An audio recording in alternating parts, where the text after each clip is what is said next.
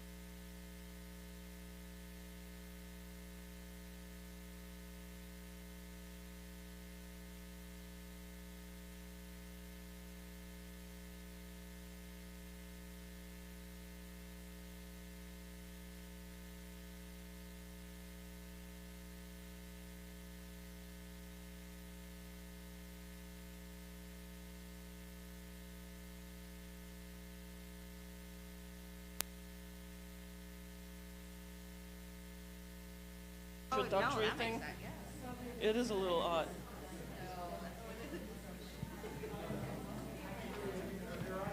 All right. Are we ready to start, folks? It's about time. Welcome to Minot State University's Community Dialogues, Campus Community Dialogues. So I'm hoping we don't just have campus people here, that we do have some community members. And this is our 4th year. I can't believe it. I looked at the old ones we've done, and it's been a while. We've been doing it since 2018 or so. So we started these campus community dialogues because we wanted to have a civil discussion, because the discussion online is anything but civil. And in person, people are a lot nicer, and so these controversial topics are, I think, maybe better discussed in person. And hopefully we can do that again this year. We've had really controversial topics. We talked about, I think the first one we did was about religion in society. Is there still value to religion? We had about legalization of marijuana, gun control. We had a fun one on paranormal activity, cybersecurity in the surveillance state, like how much surveillance do we have? We had one about removing Confederate statues. Is that canceling history, or what's going on with that? So we really tried to have some controversial topics. And today's topic is on cancel culture, and that's really hot still. It's been really all over, right? Conservatives saying they're getting canceled. Liberals in the entertainment industry are getting canceled. So who's doing the canceling? Is it just liberals? Is it just conservatives? Is everybody doing it? Are we doing it more now than ever? So hopefully we can hear about this. The way this works is we'll start by some opening statements from our two panelists, which I'll introduce in a second. And then I'll open it up to the audience, and just raise your hand and contribute. I'll give you the microphone. Don't keep it too long, so we have a nice dialogue and you ask your questions, and talk amongst each other too. You don't just have to ask questions to the panelists. You can ask each other too. If you hear somebody make a statement you want to address, please do so. And I'll try and get to everybody in turn, so if you raise your hand, we usually get to everyone. And then we'll wrap it up with a couple more closing statements, maybe by the panelists, and then we'll be done. And there are brownies and coffee and water over there, so please help yourself. Don't feel like you have to stay in the chair the whole time, so get up and get yourself provisioned for the event. It's a lot more fun that way. All right, so let me introduce today's panelists. We have Jonah Lanto to my left here, owner and founder of the Good Talk Network, a production company specializing in podcasting and live events. And Lanto performs a lot in his own events here in the content that he produces, including Midwest Murders. Maybe you've listened to that one, the Good Talk podcast, and Good Night Life, which is always a fun event. And the entertainment industry, as I said, is one where canceling is happening a lot, so maybe he has something to say about that. Our other panelist is Jeanette Larshes. She is an associate professor of sociology here at Minot State, and she's helped us out in the past too. So sociology is a good topic for these always, right? So Jeanette is always ready for anything that we throw at her. And as a cultural sociologist, she explores cultural transformation and will contextualize the impact of cancel culture today as well as its history. So maybe you can introduce yourselves a little bit. I just gave the very broad strokes. So do you want to start, Jonah? Sure. And then we'll go to the questions. One button press. Am I on? There we are. Oh, all right. I hear me. Thank you all, first and foremost, for being here, and thank you to Dr. Jeanette Larshes. Her and I have had a couple of fun conversations on other great topics, really broad, deep-thinking stuff, and I appreciate everybody here with a curious and intellectual mind that wants to be part of a civil discourse. We're talking about cancel culture today, and I thought a lot about this coming in over the weeks, what I would want to say, and I get very introspective and cerebral with it, so I'm just going to break it down for you the way my mind did, and I put it on print, and I'll ad-lib a little bit beyond what I wrote here today. But cancel culture isn't entirely new, right? It's more of a repackaged, modernized version of boycotting, galvanized, redesigned, and strengthened by social media. A society that is frustrated by the lack of how accountability from people in power and resistant to the new norms of how we ought to govern ourselves with civility, is now entrusted with more collective power than we've had in a very long time. While we struggle with our ability to harness that power, the corporate world has monetized it, and politicians have used it to divide us, to distract us, and deflect as much responsibility as they possibly can.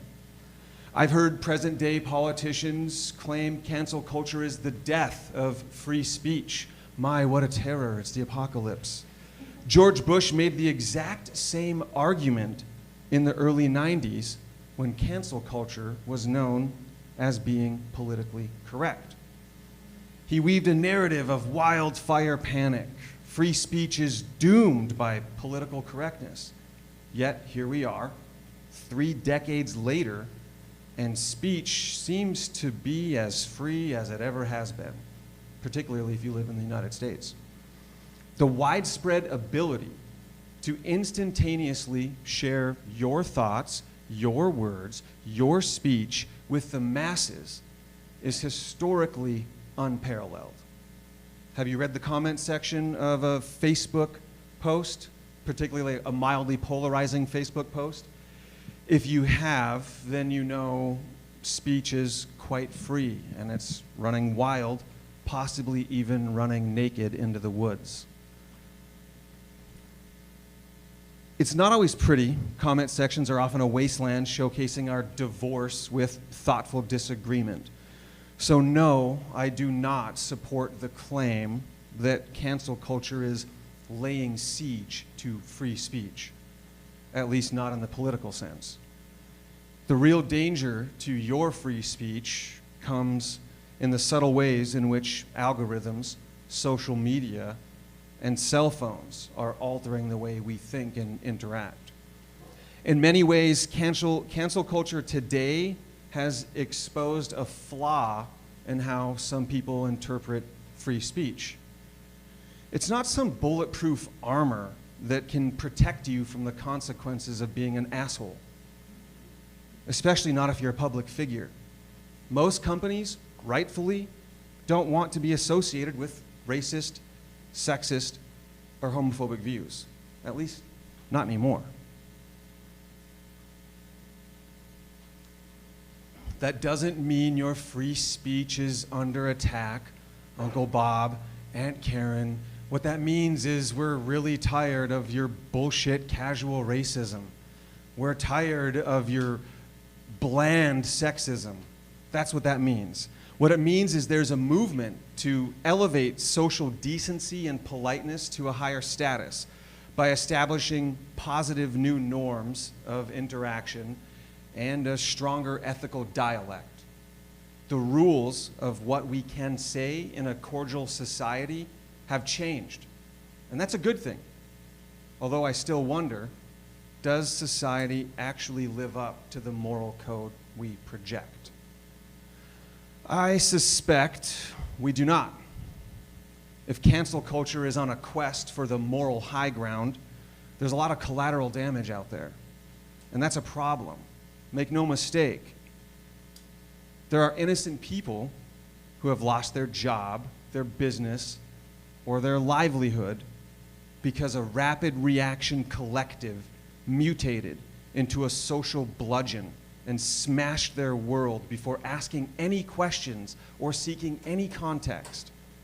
Nobody should be canceled or punished for unsubstantiated accusations.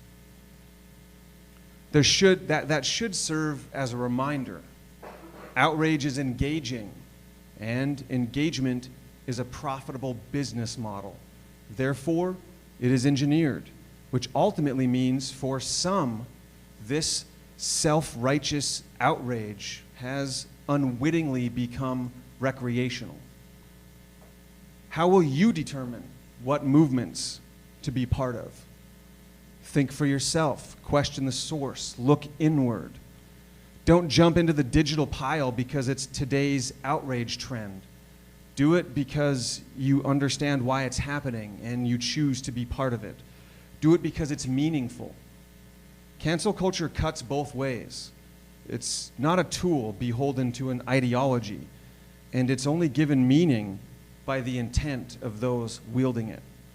In spite of its many imperfections, cancel culture can be fairly credited with a lot of success in holding people accountable, even for helping to spark and spearhead very important social movements.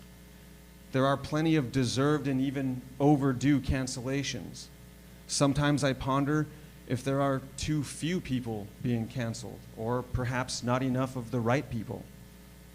Can we public shame our way to a better society? I don't believe that'll be enough to get us there.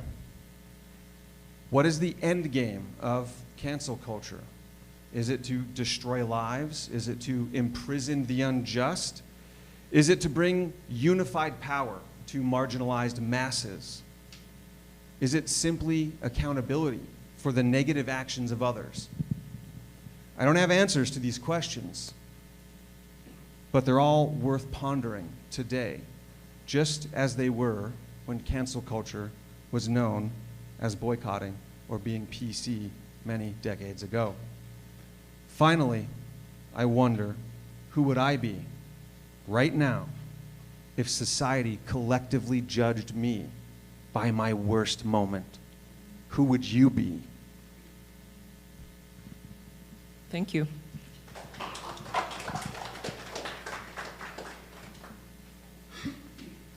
Tough act to follow. I'm going to take a little more academic view on this. Jonah has a very, connected to the media industry. I'm going to even roll back farther than Jonah did when we talk about the history of cancel culture, because this is something that's been happening on a social level since the dawn of society. Shaming is something that society uses to reinforce its boundaries, to enfold people in. And what's happened with cancel culture is it's become instantaneous, right? Jonah made an excellent point about the media's influence on this. Most of the time when we talk about the process of shaming, there are elevated emotional states that are involved, right? So you have a perceived transgression of some kind, right, that somebody engages in. Then you have a negative, visceral, emotional reaction to that. And then you try to publicly activate those to agree with you about it so that you can publicly punish or shame that person to reinforce those boundaries, saying that's not acceptable behavior. And it's gone all the way back to stockades, to wearing scarlet letters. And this is not a new phenomenon when it comes to culture and when it comes to society. What is new, however, as Jonah pointed out, is the immediacy of it. Not only that, but of what I refer to as the bit analysis. In other words, one little tiny component. There's no contextualization, right? Twitter only allows you so many characters, right? That doesn't explain the nuance or the history or things like that. What's also interesting about this is the opening up of the geography of shaming. Historically, shaming has been confined to your immediate vicinity, right? Your immediate community, your immediate group. Now, however, those borders are gone, right? And it's referred to in sociobabble as a social contagion. And what happens is that one person picks it up, then 20 people pick it up, then 200,000 people pick it up, and it's instantaneous. And it's not about figuring out what happens, it's about reacting to this negative response that you have. The other difference, and this is a significant difference, between the historical use of shaming in a cultural context and what we see as cancel culture, is that initially shaming wasn't about harming the individual. Shaming is about reinforcing boundaries for the protection of the group, right? And to reinforce the group. Today, with cancel culture, it's not about that. It is about harming the individual who engages in the behavior. Jonah talked about a great analogy of elevating discourse in terms of some social movements, and that's true. It can do that. But more often than not, it's punitive. It's not about correcting something. It's about punishing an individual. And that conversation doesn't, in a lot of instances, get elevated. It gets regurgitated, right, and redone. The other thing that is interesting is that with modern technology, unlike historical shaming, right, which is part of culture, the event happens, you're shamed, and you move on. In the modern age, it's there forever. 20 years later, somebody can regurgitate it back up, and you can go through the whole cycle again and again. And that's significantly different than how it was used in the past, right? I always joke with my students, because I'm a generation older, right, that I'm so glad Facebook didn't exist when I was in college. There are lots of things that I would not like regurgitated, right, or known, right? But the fact of the matter is, today, everything is online. Everything can be posted. Everybody's walking around with a camera in their pocket. And yes, you see that video. Yes, you see the statement, but it's not contextualized. And there's no background to what was preceding, right? And not only that, but it will get used over and over and over again. The other thing is that we haven't distinguished in cancel culture, as Jonah pointed out, rightfully, what is worthy of cancelization, right? A lot of times we don't allow people to make mistakes. That, as you said, your worst moment is now your defining moment. Also, there is a new discussion coming, and which actually is an old discussion when you think about it, is separating a person, in particular in the arts industry, separating their art from the person, right? Can we do that? And it's much harder to do that now, right? Because a tweet from 15 years ago is going to come back. Does that mean that person is the same person that they were 15 years ago? I'm not the same person I was 15 years ago, right? And that, I think, is a more interesting and nuanced discussion that needs to be had, whether or not somebody needs to lose their job, or whether or not we need to take down all their artwork because they said X, Y, or Z. So I think what's interesting and what makes this different, right, is the pervasiveness and the cultural contagion that can be a result of this, and the fact that nothing ever goes away. So it gets recycled over and over again. And that it's not that you learn your lesson, it's that harm happens repeatedly. And that's the difference. It's not about, teaching somebody a lesson, it's not about reinforcing society, it's not about emulating what we want in our society. It's about punishing and harming. And that's the distinction between elevating a movement and elevating a discourse and just canceling. Thank you.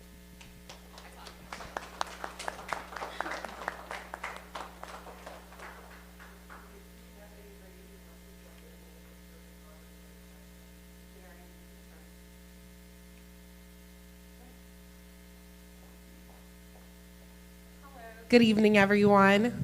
I love my voice. I wanted to say I agree that people should take accountability for their actions. I think the right time for cancel culture should be when it is, a law-breaking act. Like, I'm all for judging and condemning someone who broke the law.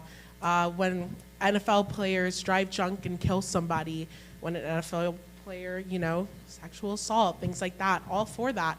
However, I think it gets out of hand when it's someone who says a word not deemed appropriate for their culture, 10, 5 a day ago, because sometimes as people, it's easy to be like, oh, be a good person and you won't get canceled, but we're all human, we all make mistakes, When I was 12, I probably said stuff I very much shouldn't have. And, if I was to get famous and those things were to come up on Instagram or Twitter or whatever, canceled. But it's like, the world wasn't the same. How long ago was that? 7 years ago. The world is always changing. And something you mentioned, Mr. Jonah, it was, oh, Mr. Joseph? Oh, Mr. Jonah? Just Jonah. Okay. You said, most companies rightfully don't want to be associated with racist, sexist, or homophobic views. as someone who grew up with a biblical stance on life and stuff like that, some things I don't necessarily agree with. Of course, I wouldn't ever be rude or nasty or things like that, but I've witnessed on social media people get canceled for saying, no, I'm not going to allow my kids to dress up in a certain way, even if they say that, and people get canceled for that. People lose scholarships. Kids who are conservatives, or have the Trump flag on their car or whatever, that gets sent to their college that they applied to, and there are people who unfortunately lie and make up crap that doesn't exist, and those people are harmed for it. So I do not agree with cancel culture.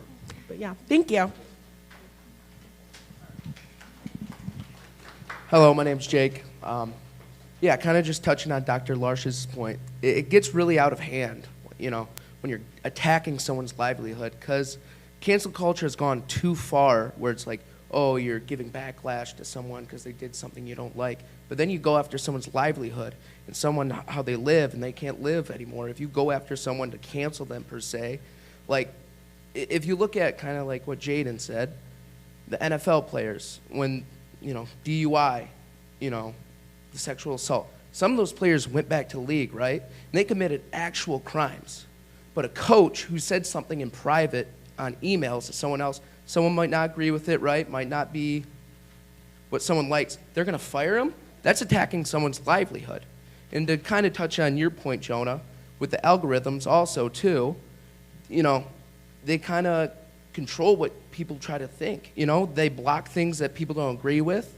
They go after people's, if they say a statement when it's actually true, it's fact-checked, they did the research, but then YouTube will take it down for no reason and say, oh, you got to strike for this, and not give someone a reason. Then they have to get lawyers to get their YouTube account back up.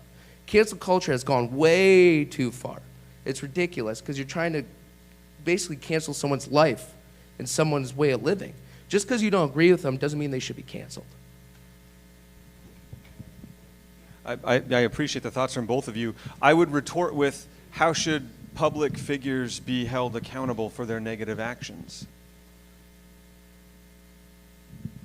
And to anyone who's willing to answer that, how should a public figure be held accountable for their negative actions? What are negative actions? Like, what would you per se? So for example, I don't need a mic. My voice carries. Yeah. I lecture all the time. Hopefully. So for people, okay. Let's just, first specific, I'm going to open Pandora's box. Gruden. It was in the title of the lecture, right? He's on the title. Those emails weren't, in my mind, considered private. They were in an official capacity to official people in a business environment. They weren't to his mom, they were to his staff. As a university professor and a state employee, all my emails from that account are public record. They are not private. If I email a student and say, seriously, you're totally, this is an unrealistic expectation, that is public record. The same thing is true in companies. Companies have public policy about their email accounts and those types of things. Now that is different, completely different, than if this was on his private email to a cousin in Illinois and he's venting about his players or venting about the female refs. That is different than in his professional capacity. And so that's what I mean by we don't make the distinctions between the context of what is being canceled. If I did that to my chair or to the president of the university, I would totally be reprimanded and possibly have action taken against me to where I wasn't coming to class the next day. That is a different context than voicing a personal opinion. And I think that's where some of those distinctions gets lost. And why I also argue, sometimes we do have to separate the person from their work. In art, this has been an ongoing debate, right? Picasso was not a great guy. He really, really wasn't. Does that mean we're going to, disinvest or devalue all the art that he contributed? I I mean, maybe that's something we have to talk about. But there's a lot of people who aren't good people that have contributed positively. The problem becomes when you take the one snapshot and don't contextualize. Personally, I probably would have fired him too. But that being said, if that was an email to his grandma or his cousin and it was hacked and released in public, that would be a different thing. Context matters. I agree. Context does matter. However, he was not an employee of the NFL at the time. He was under CBS. It was 11 years ago. They resurfaced because the NFL was investigating Dan Snyder and the Redskins, Washington football team, whatever. And,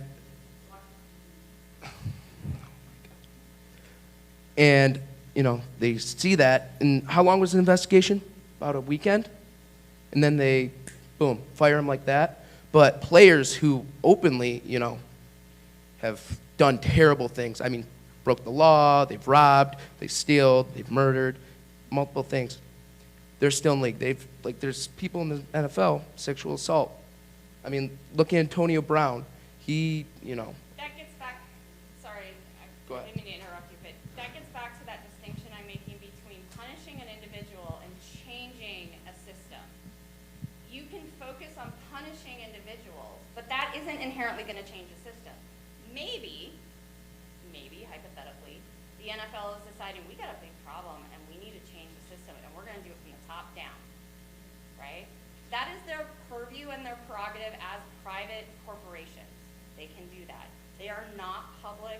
It's not, you know, so, I mean, there is that distinction that we have to lay out when we talk about it. And sometimes in the media, I know Jonah and I, we've talked about this before, sometimes it's hard to make those distinctions initially when it is a 24-hour news cycle and you want the first one to be covering the story, right?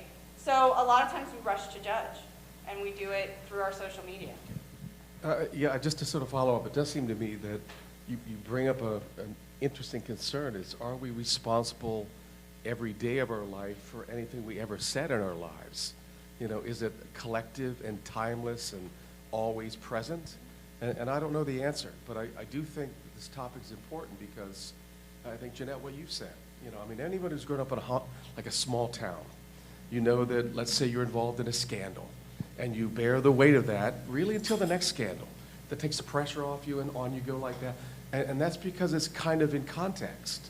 But with social media, we decontextualize this condemnation, and then it stays permanent forever and forever and forever, not just based on individually within time when I said this or that, but it also reaches out and hurts people in a way that allows me some glee without seeing the ramifications of it. So it's fun, it's gang-oriented, and I guess my question would be to anybody is, how do we get rid of this meanness, which seems to be, you know, increasing with social media and the ability to condemn from afar? How do we get rid of cancel culture and keep social media? That's your realm. Well, if I may respond and say it's a very good question. It's a very big question. We're not getting rid of cancel culture anytime soon. It's been ever present in new ways, forms, and shapes. And the ugliness that you find is inherent in a lot of our interactions comes back to my comment that our divorce with thoughtful disagreement. We have unlearned, or maybe we never knew how to politely disagree with one another. And we've certainly lost sight of the fact that disagreement does not make you my enemy. We can disagree about a lot of things and still be friends and still be comrades and associates. And when we build teams of people that we want to be successful, we don't make them automatons that are like that are like us. We build diverse teams that can be strong mechanisms for development. And any successful team builder knows that, yet we can't seem to deploy that structure meaningfully throughout all of society. Kindness is lost. Something I didn't get to say here, something I learned from a very awesome person who taught me. words to live by, if you will, a mantra, something we should all ask ourselves before we put anything out there, before you make a comment, before you compliment or make a rude comment to somebody. Ask yourself these 3 questions. Is it kind? Is it true? Is it necessary? If you can't answer all 3, yes to all 3 of those, you should probably keep your mouth shut, do some self-reflecting on what you were about to say, and find your way to politeness, to civility, because that's the only way we find our way through cancel culture. Yes. So one thing I think, I want to start from the things that I can definitely agree with everybody on in terms of I do believe in due process, right? Things happening in a weekend is probably not correct unless it was something just really salacious. I do believe in the right of a business to fire someone if they are in a public position and they find something that, say, ABC News doesn't want to be associated with. I believe it's their right to fire that person. Context collapse is absolutely an issue. And there are certain circumstances where that has absolutely happened. For example, Justin Bieber has said a whole lot of things that are cancelable in the past. The gift, though, that we have is that he has been in the public eye for a long time, and there is a lot of context. And people actually have used that context to decide, you know what? I think that Justin Bieber has some kind of heart of, is not racist, particularly, and he may have said something that people interpret as racist, but we can say, well, he was 14 or he was 12. So I actually think there are circumstances where you can look and context has aided people and has made people go, okay, this person isn't really cancelable. The thing that I think the most about this issue is that I would be a lot more concerned about cancel culture if it worked the way that people describe it as working. But, I mean, just for a quick show of hands, does anybody here think that Bill Cosby shouldn't be canceled? Okay. Does anybody here think that J.K. Rowling shouldn't be canceled? So the thing that we're really talking about is what those people did and said. We're not talking about society's reaction to those. When we keep making the conversation about cancel culture, we're ignoring what we actually want to have a conversation about, which is it okay to be a public person and to say things that people interpret as transphobic? And I can absolutely be friends with you if you think, yeah, you should be able to get on Twitter and say anything you want about trans people. But at the end of the day, that's what we're talking about. We're not talking about whether or not those people are canceled. Because I can tell you, I don't know the number on J.K. Rowling's bank account, but she's not struggling right now. She's just not. And exactly. So again, I would be a lot more concerned about it if I believed in it. Thank you. A question comment here. Oh, I guess I'm a little off topic probably. My name's Aaron. I was just going to ask the professor and Jonah what they thought about the idea of virtue signaling and how social media has accelerated that to an obscene degree. Yes, it has. Because of, as was touched on before, because of what was touched on before in terms of the algorithms and those types of things, virtue signaling is a really effective way to get whatever message you want to get out. And it's not about, as you pointed out, deeply conversations about, okay, well, what is this? For example, the J.K. Rowling comments, right? That was in a larger discussion about the negative effect anti-trans people can have on the women's movement also. So it was a larger conversation, right? But virtue signaling is now the end all. I'm going to show you how virtuous I am with this signal, but I'm not going to open it for discussion because you don't agree with me. And we're shutting down the discussion that these types of venues are designed to facilitate. So yeah.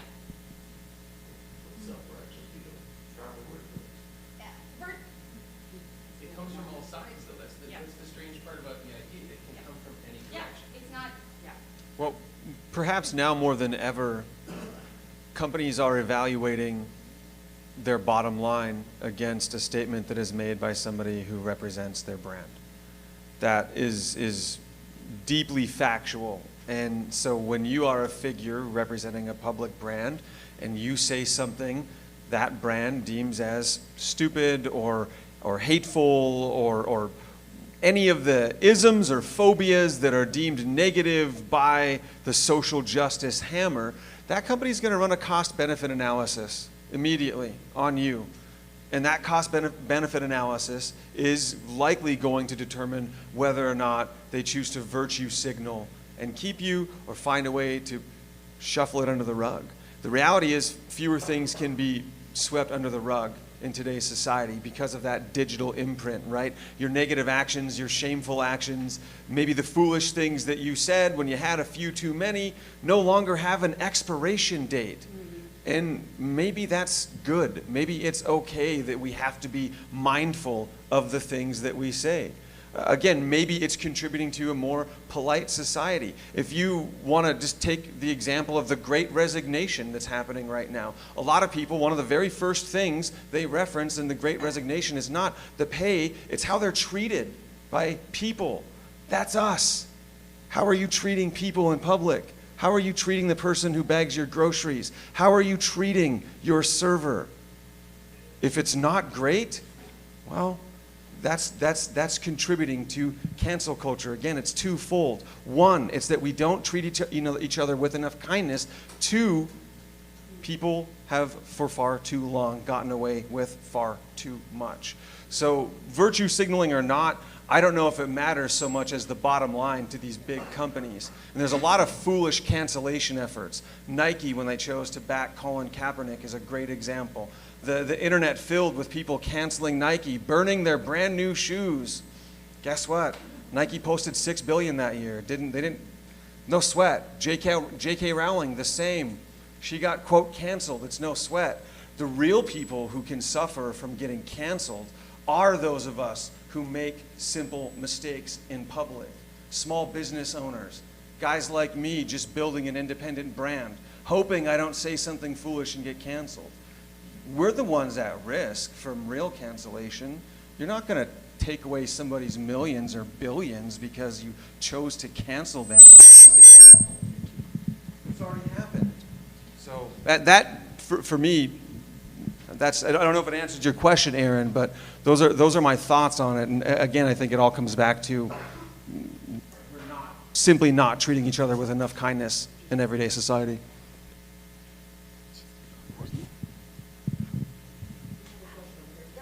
Hi, my name is Annette. I'm a citizen of Minot for the past 20 plus years. I'm an enrolled member of the Turtle Mountain Band of Ojibwe. I am Anishinaabe, Buju, Indanowe, Maganedu. I just have a comment and maybe a couple comments and then see how you feel about my comments. One of them is a quote. Kill the Indian, save the man, Colonel Pratt. Okay, now imagine walking into a room as a Native American woman with that thought on many a people's mind. How do I and how do you and how do everybody else, navigate through that? And the other thing I wanted to mention was when we talk about history, I know there's that whole saying, let's not forget history for there it'll repeat. I don't know how whatever is said.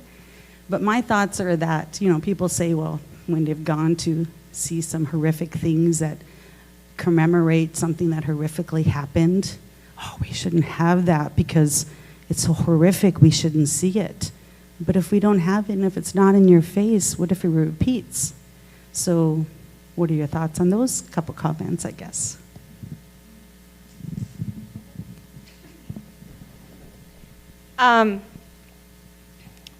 First of all, thank you.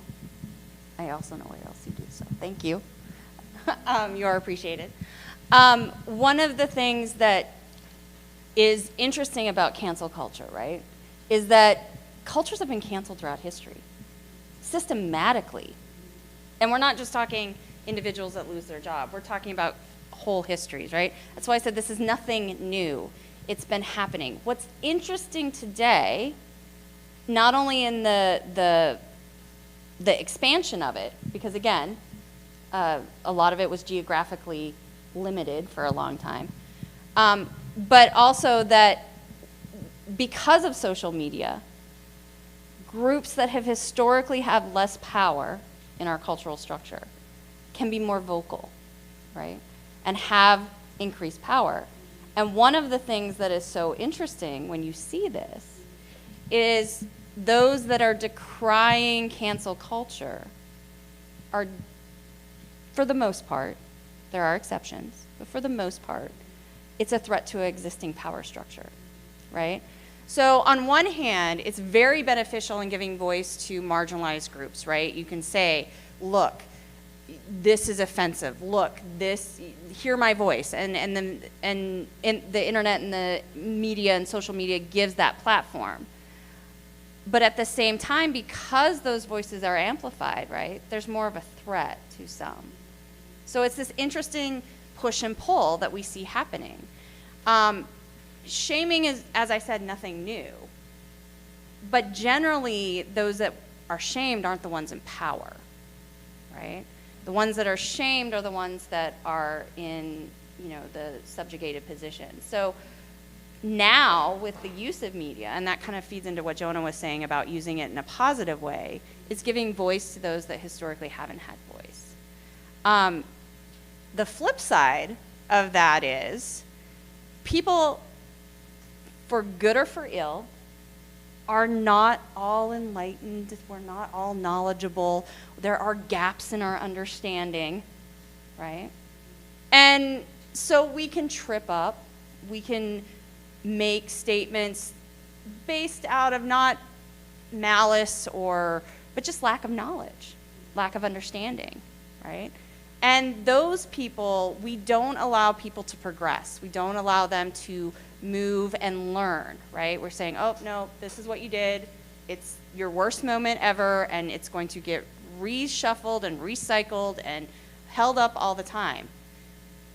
What I'm more interested in is if they have moved forward from where they were. Say it was 11 years ago.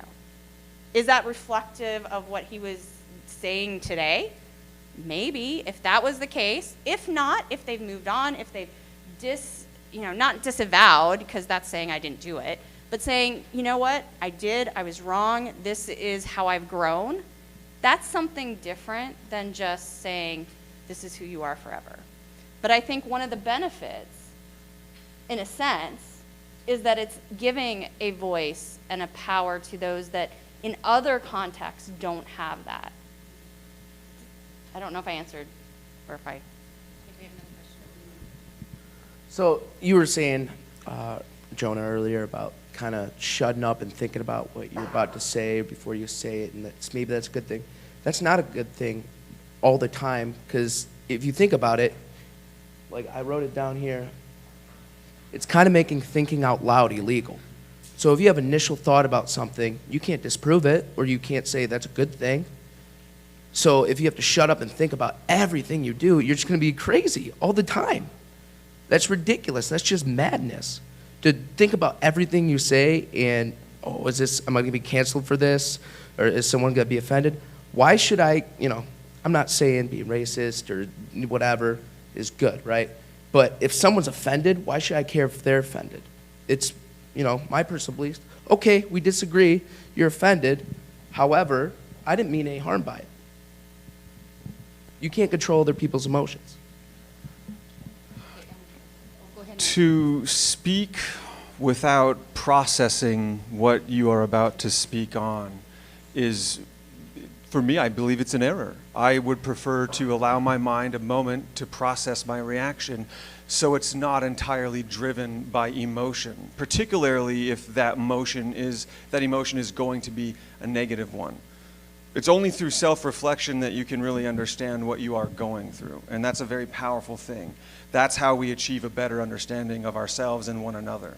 So you say, if I have to think about everything I say before saying it, I will be a crazy person. I say if you blurt out everything that just jumps in your mind like a damn squirrel, you might be a stupid person. Which do you want to be?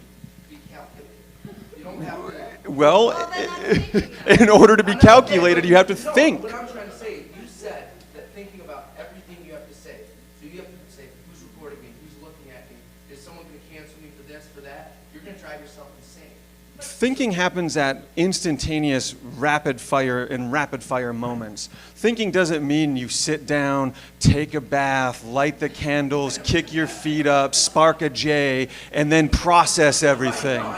Right? Thinking can happen in an occurrence of 10 seconds before you react to something even less than that. It's why we say, it's why we teach our children, man, slow down, count to 10. There's a reality to that, and there's a benefit to it, even as an adult. It's a lesson I've had to learn the hard way many times myself. I don't say this as some, omnipotent figure who's never erred, but I say this as somebody who has learned the cost of my mistakes and who has benefited from them, and I guarantee you, everybody will be just a little better off if they give some thought to the words they are about to utter before they spew them out from their mouth. And just to go off of Jonah too, there is a distinct difference from a sociological perspective. I'm going to go back to put my academic hat on for a second. There's a distinct difference between, and there is actually measurable cognitive differences between what you do in a setting like this, right, and how you interact online.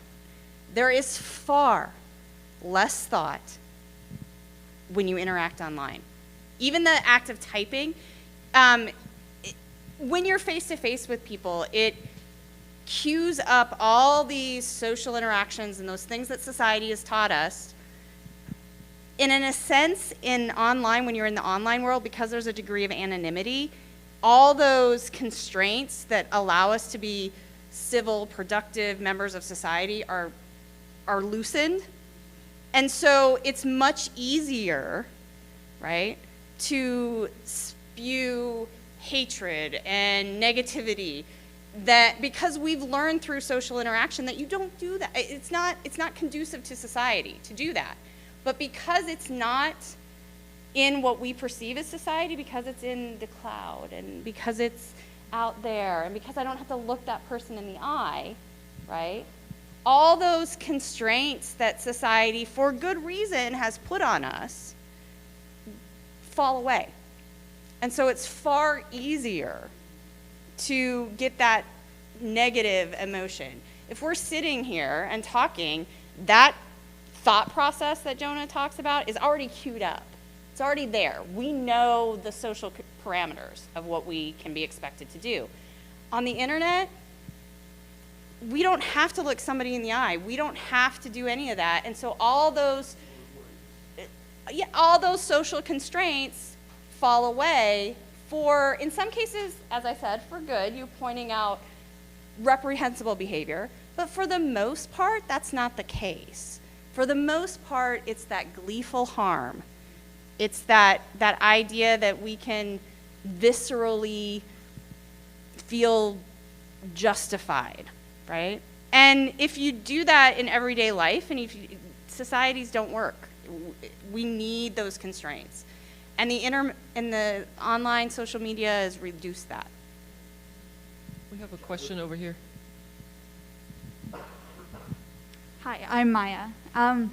Well, with regard to the internet being in this sphere that sort of transcends society, it makes me wonder, because the internet is still so very new to us, it's still quite a young thing, whether we can come to the point in which we can build almost a regulations for society to function within the sphere of the internet, and whether we can reach a point in which cancel culture can indeed become a overwhelmingly positive thing, whether we can find that middle ground between the lashing out and the negative side and this more positive result. The idealist in me very much wants to believe, whether it's through the engagement of cancel culture or some other means, that we'll find a better way and build a better society. I'm reminded a little bit of the efforts in communist China right now of having a social score. I do not want there to be a social score in the United States. However, I do not want people to be a scumbag to their server when they go to a restaurant. What is the best way for me to achieve that result? Well, in communist China, they want to keep a mindful eye on every little thing that you do. Did you open the door for the person behind you? No, you lose 5 social points today. Did you tip your server 5% when they gave you great service? It should have been 20%. Well, yes, you did tip them 5%. We're docking you more social points. Did you spit your gum out on the ground? Did you flick your cigarette butt? Did you not help your neighbor carry in groceries? There's all of these methodologies that other countries are developing through surveillance to track your social behavior, and they want to deny you rights for your social behavior. So I ask again, how are you choosing to interact in a civil society? How are you choosing to treat a stranger? How many compliments have you given to those you don't know lately? And if we can't achieve those goals without someone forcing us to, then it might happen, whether we want it or not. And to be sure, I don't want that. I don't want that to be the way it goes. However, I do want people to just not be shitty in public, really. I mean, come on. People that work retail or people that work the service jobs that we have deemed so necessary in our lives are out there taking the brunt of your bad days and mine. I don't think I'm guilty of that because I worked in the industry, but the fact is a lot of people have bad days, stressful situations, and they treat people poorly in the drive-thrus, at hotels, anywhere that you are receiving service from one of your fellow tax-paying citizens. Those people are not happy, by and large, with how they are being treated in society. And that's a problem. If we can't fix it, we will be communist China, and we will deserve what happens to us with the social score. We will have earned that fate. I have a question here. Hi, I'm really young. I'm only in 8th grade. But this stuff, like, all of my, from now on, all of my stuff that I say on the internet is always out there, forever, never going away. But my friends, they're so much different in person than they are on the internet. They'll swear, they'll say all sorts of stuff in person, not in person, on the internet. But then when you talk to them, they're in person, they're the nicest person ever. And they just switch randomly. And you're like, what just happened? You were just calling me a horrible person before. But then you get to them and it's completely forgotten. And you're like, what just happened? It's not how it works. And so what would you do? It's just different back and forth. And they never stay the same. I think what you're touching on is the duality of modern society, right? We have a traditional social cultural dynamic, right, that is present, that we've learned and we've mastered through time as society develops throughout human history, right? And we have that. But the internet is almost like the wild, wild west. There's no rules. And we don't know, and we haven't decided whether or not the rules of our face-to-face societies translate over there. And because there's nobody telling us, giving that immediate response, I mean, if we want to be really academic about it, social learning theory, where we respond to the people, we change our behavior because of the responses in front of us, right? If that response isn't there, if that response is delayed, if that response is not immediate, if that response is not or our negative behavior is overwhelmingly positive responses, we can do that duality. We can flip a switch.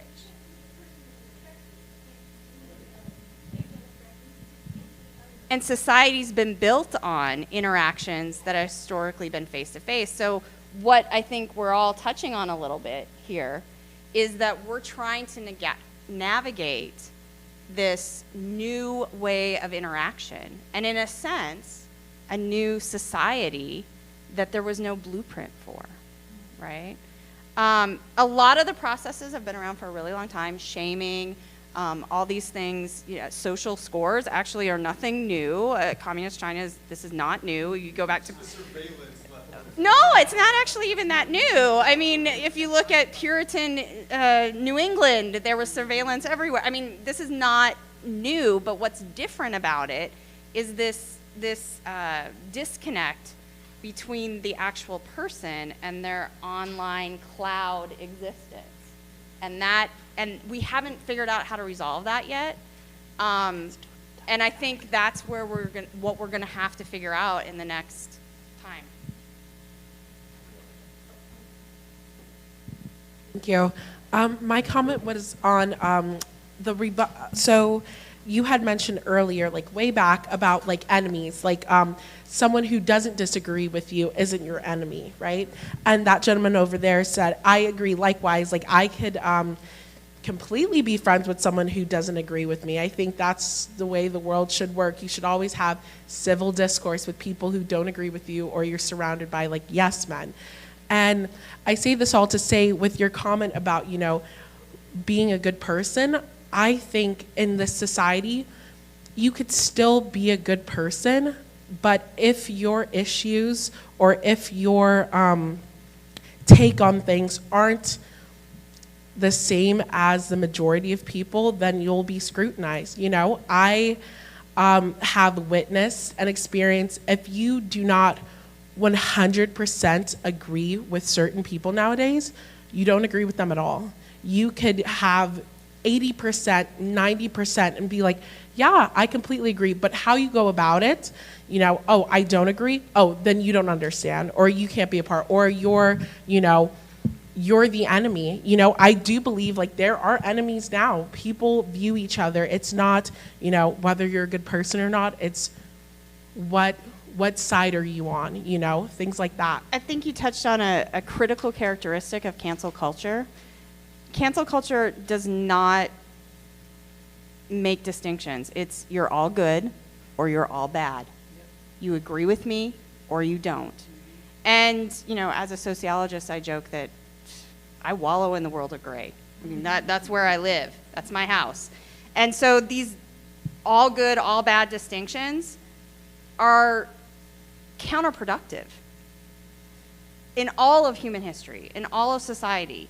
When you do the black and white, it's counterproductive. Now, that's not saying there aren't behaviors that are absolutely unacceptable, right? But as you figure it out, there's a lot more nuance there. And the internet doesn't do that. If we talk about algorithms, right? Jonah was mentioning the algorithms. They don't look for nuance. If you have Facebook, I do this little thing every once in a while where I just like everything I dislike for like 2 days. And then I go back and like the things it totally messes with Facebook. It's awesome. Because then your ads all change and you get different news stories popping up. Just do it occasionally. It's just like mess with them a little bit, right? And because we get so that you're going to only see the things that you agree with, as you said. You're not going to be exposed to anybody, not even that you disagree with, but it's just slightly a little different point of view. You're not even going to see that. And that doesn't get anywhere. That just entrenches people on both sides. Do you want to? Well, I would just say that Yes, thank you. cancel culture, I don't believe, is to blame for our inability to not apply finality to disagreement. Our will to change somebody's thinking or want to align it with ours, that's not new. We've been doing that forever and ever. What's new is the fact that we're not doing it face to face, so it's become easier to pull up our drawbridge when we've disagreed with somebody and to unfriend them or whatever it might be. You used to not be able to just simply unfriend somebody because a public disagreement meant that we were doing it face to face. If you insulted me, well, that was very bad. You had to come face to face with all of that. So right, you had to go to work with that person the next day. So I wouldn't say cancel culture is to blame with the finalities that we're putting on that, and that we do need to, again, understand better that somebody who we disagree with doesn't have to be our enemy, of course, unless this is just something, they agree with something that's super morally heinous, right? Well, somebody is believes in child trafficking, well, we have a big problem, right? That's not a disagreement I can come to an understanding about. But you don't believe gays should be allowed to marry. I believe they do. I'm not going to axe you from my life because you believe that. We have a disagreement there. I believe love is love, and that's just how it should go. But it's not something that I'm willing to accept society as it is, but I would hope to encourage others, but not believe I can bludgeon them into my way of thinking. It doesn't work that way. You can either help somebody, I don't know, see the light, but that's different too. The light is different depending on from where you're standing, right? My light might be a little different than yours. So it's right. It's encouraging a little bit of growth through those misunderstandings, really. I was just going to add to what you all were saying. I just keep thinking about when I was growing up and learning about things, and like my parents on that harboring on that, still being that indigenous and not being that indigenous, and there's the flag hanging, but yet we're still doing ceremony and things like that. So I just remember my parents telling me, you have rights and responsibilities. You have the right to do what you want, but you have a responsibility not to infringe on the rights of others. So when I think about some of these things, it could go both ways. And then the other thing was more recent. One of my students taught me was, we got in this conversation that I went back and found, I think it was a podcast. The phrase was, where you sit depends on where you stand. And if you sit in the same place all the time, then what? That's just a thought. So one of my biggest things with cancel culture, like I said earlier, and I'm against cancel culture 100%. I think it's ridiculous. So we have a First Amendment in this country. You can say whatever you want, besides fire on an airplane or these things, right? That'll cause chaos, right? So my biggest thing is people are trying to control what others are thinking. So if you don't agree with someone 100%, someone disagrees with you and they're offended, they're going to try to cancel you and go after your livelihood. I don't think that's acceptable. I really don't. You should be able to have a disagreement respectively and, not be canceled and have someone going after your livelihood. That's ridiculous. Just because you say something that someone else doesn't like doesn't mean you should lose your livelihood. We have a comment over here.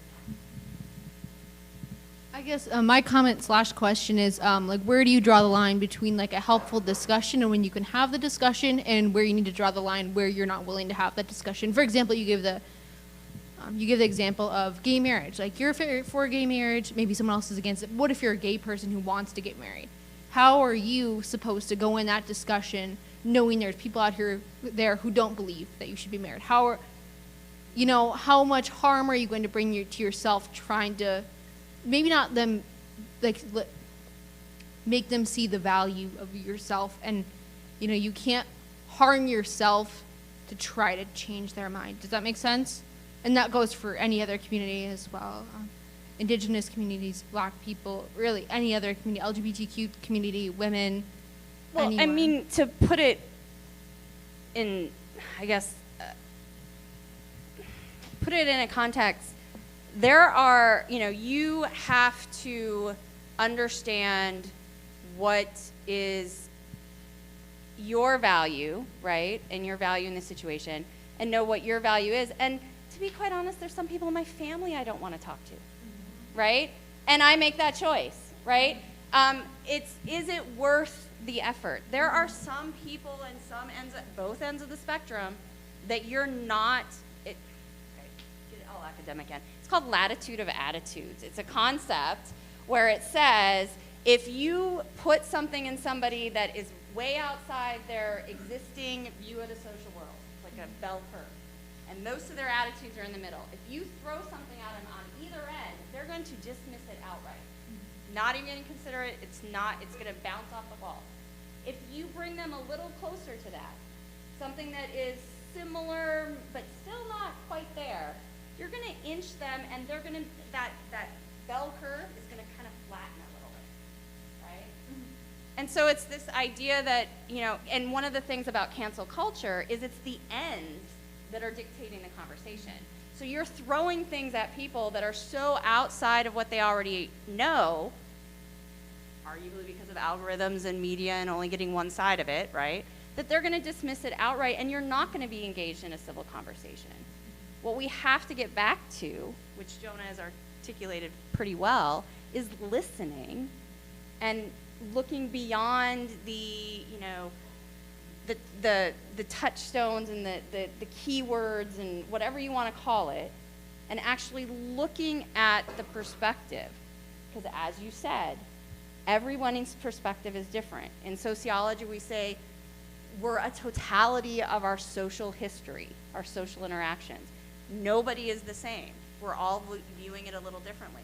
But when we rule things outright and just slam something that we know that they're not even going to even come close to looking at, right? We're not going to get anywhere. And the issue with social media today is that's what sells. That's what clickbait, all those types of things, that's where they get their advertising. So part of me is very optimistic that, as Jonah said, it could elevate the conversation. But part of me is also, these are for-profit entities, media companies, that are designed around a profit model. And to be quite honest, throughout human history, negative emotions outsell positive emotions. So, there's that balance that we have to figure out. If I may just respond briefly, sometimes we have to accept we're just not going to be able to change people. That's part of it. There's acceptance in defeat, and I don't want to say people should be willfully defeated, but there is noticeable progress in society. If you are for gay rights, we can markedly show how that has improved over the years. That's facts. So that's a big victory. If you can't get your uncle to accept you for being a gay person, then accept the humility and the defeat that you can't win that one and move on. It's okay. We have to accept the fact that some people are going to be entrenched in their ways. Disagreement is not something for you to go win at. Yeah, hi. I just want to say that I think there is a difference in some of these situations. So, for instance, the J.K. Rowling or the Dave Chappelle, I think those are different from the John Gruden. The John Gruden, which lasted the decade from 2010 to 2018, he was using terminology that is offensive towards people, using the F word. That would be equivalent to the N word for that community. Whereas J.K. Rowling and Dave Chappelle really comes more down. They just don't believe a certain worldview, namely towards transsexual people, and certainly people rarely could get offended by that. But I think those two people, maybe they could be taught if they had a good dialogue. But I don't like putting the John Gruden in that situation because I think it is different. If I go into a McDonald's and the person's using the F word or the N word with colleagues, I can imagine getting offended by that. If the person's saying that they have a T-shirt saying that kneel what is it? I've seen this T-shirt. You kneel for the flag or whatnot. That's their worldview. They're not necessarily offending me. It's just their opinion that I think could be changed if they had a good dialogue. I certainly think someone like John Gruden could be changed. I grew up with people who use words that I wouldn't, that offend people. I don't think, I'm a linguist. It's not difficult to change your vocabulary. I don't use the N word because it offends people. It doesn't offend me. I don't use the F word because it offends people. I'm using they when I refer to other people. It might sound strange initially, but it really isn't. It's not difficult to change your language. It really isn't. That's my opinion. Just sort of free thinking a little bit as I listen. I'm intrigued with the sense that the internet is so new, and what do we do with it? And the fact that it's so monetized. So, how do you demonetize that? How do you make that more available? At the same time, I'm intrigued with what is the development of our own sense of virtue or ethics or accountability? Is there a way that you can learn from history and begin to shape the internet? If you are going to demonetize it, do you create regionality? Do you create accountability? there's a lot of radicalization, extremism that occurs because it's just a very flat space. Now, you have to be careful about creating hierarchy, of course, but I wonder if you can't develop people as with their experience with the internet, that they can go to new places, that they can travel places, that they can get passports, so to speak, where they can go into more, if you will, dangerous waters. It's hard, so I'm just playing with that a little bit, how we might learn from what we've already experienced and learned. You know, the cancel culture language itself just sounds strange to me. I just want to say, can we just change this wording to something else?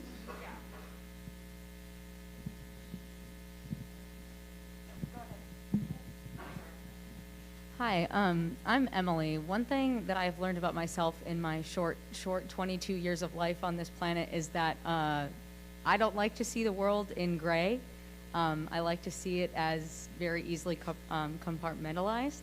And Dr. Larsh, as you mentioned, that so much of sociology, a field that I really enjoy, is seeing the world in gray. One of the pros, I guess, one thing that's appealing to me about cancel culture is the finality of it. So if we're really trying to cancel all of the bad things in the world, racism, homophobia, heterosexism, everything like that, the way that we have been approaching those things hasn't gotten rid of them yet, right?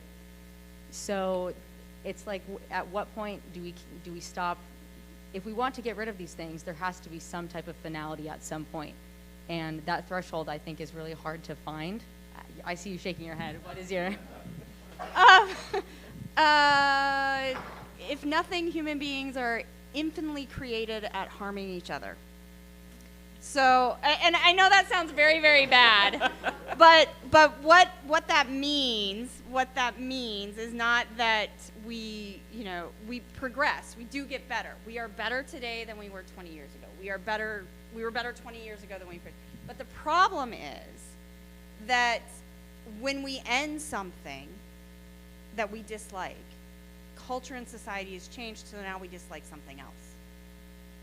So there's not a finality to that. And that kind of gets to your point also that you were talking about, can we have passport? The fact of the matter is, people want to go where they shouldn't, right?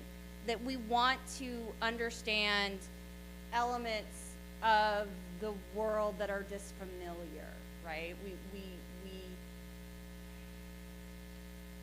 We are seekers by nature. We seek new lands, we seek new knowledge. So when we do that, right, if we pair that with we want to be progressive, well, in order, or not progressive with a big P, but progressive moving forward, that inherently means we have to replace what we fixed with something else. It's almost like you're going like this, right? And that's the way society is. So that idea about you have to know history, other words, you're going to repeat it. The fact is we repeat it. I mean, we do, if we look. And there's a lot of people that know it, and we still repeat it. So the pragmatic person in me, which is I think what a lot of sociologists are, we're very pragmatic. We see the good, but we also understand that for every good thing, there's probably one or two bad things that are going to result in it. One of the things you talked about was demonetizing, right? Having an open internet or having knowledge, taking that corporation component out of it. That's gonna, we run everything based on a corporate model. We even run, to be blunt about it, education on a corporate model, right? So that is really hard to do. Is it impossible? No, but it's gonna be really hard. I agree that cancel culture might not be the best terminology for what we've been discussing. And that's probably because it's been politicized. And whenever anything gets politicized, it gets ideological. And that's not the word I was looking for, but it becomes a catch-all phrase. And what we're really talking about is how we are using a new form of technology, a new way of interacting, to do a time-honored social event of public shaming. And how are we doing that? People losing their jobs in the past happened all the time if they are publicly shamed. It's not a new phenomenon. people's lives getting ruined because they were publicly shamed for no good reason is not a new phenomenon. But what is new is this cultural contagion that is spreading so quickly and that it happens instantaneously. There's not a way to retard the progress of that viral contagion. And that's, I think, the part that that a lot of people, when they talk about it, is missing. That we're not necessarily talking about the shaming component of it, because we've always done that. What we're really talking about is this technology that is just spreading that like a virus across every aspect of our life.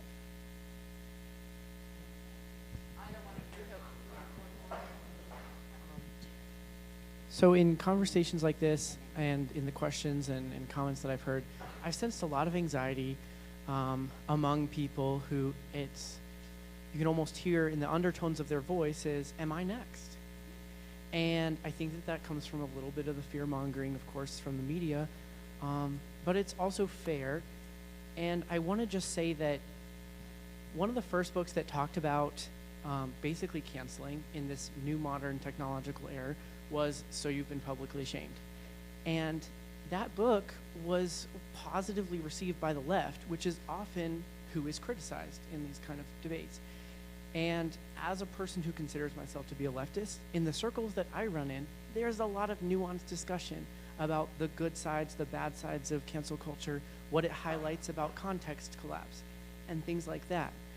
And the other thing I want to say is, personally, it has been, growing up, my journey has been one of learning how close can I be with things when they do call out things within myself, like she was talking about. And it's, for me, my dad is a pastor, and I grew up from the age of 13 knowing that I was queer. And that was really difficult. I'm still a Christian. I still am really involved in religion. But it was really difficult to grow up in that environment. And when I first went to a progressive church that welcomed me and accepted me, I thought I would never go to a conservative church again. I thought I would just stay out of their doors. And there are definitely times I think that that's wise, and it's wise for certain people. But as I've gotten to know people, one question that I've asked myself when I get to know someone new who's a Christian and who doesn't accept me because of my sexuality in the way that I would want them to accept me, but they'll still be friends with me, is how would I react to this person if they were of another Abrahamic religion? If this was an Orthodox Jewish person or a Muslim person who said, I can totally be friends with you and go on walks with you and enjoy your company, but in my mind, I just don't believe that it's right for you to marry a man or whatnot. And so I've used that as a guide. And so what I'm saying is I hope that illustration shares with all the people who are anxious about this, like, there's some nuance here. People on the left, like myself, aren't just saying, cancel culture is good, cancel all the bad people. Like, that's not what's going on here. And I just want to tell you that if you're this worried about cancel culture, you probably won't be canceled. And also, if you are, apologize for what you feel bad about. Don't apologize for what you don't feel bad about, and you might get a book deal out of it, so who cares anyways. Yeah, do you want to respond to that real quick? Other than that, I think we're coming to an end time-wise, and yeah, I don't know. I think this whole mess of this discussion is good. I don't think the whole canceling everybody for one tweet is bad, of course, but we're just moving the conversation. And I think some people who are really getting upset about this cancel culture, they're just upset they can't behave like they did in the 50s and say the things they did in the 50s. So I definitely sense some of that happening.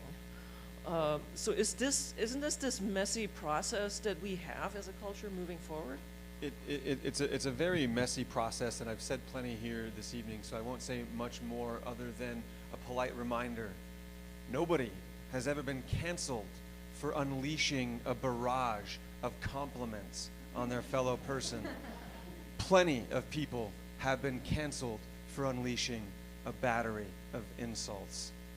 Keep that in mind. And I, oh, go, no, you go. And I just want to reiterate what Jonah was saying, and I think we've touched on a lot of very, very great things, and the complexity of our modern world and our modern social media. And if I can just give a nice little plug, next fall is critical media analysis in the sociology department as a course, so I'm going to plug it. Because we delve into a lot of these things that we've just touched on. And so if you're interested, not only talk to me as someone who does cultural sociology and focuses on media, but talk to Jonah, who's in the media, talk to multiple people, artists, everyone. Multiple perspectives are always good. All right. Well, thank you very much for coming, and stay tuned for the next one that we're going to do. We don't know the topic yet, so do you have suggestions? What do you want to talk about? What's burning you up? Well, if something comes to you, let us know, okay? And go eat a brownie, drink a coffee, and again, thank you for coming. Thank you. And thank you.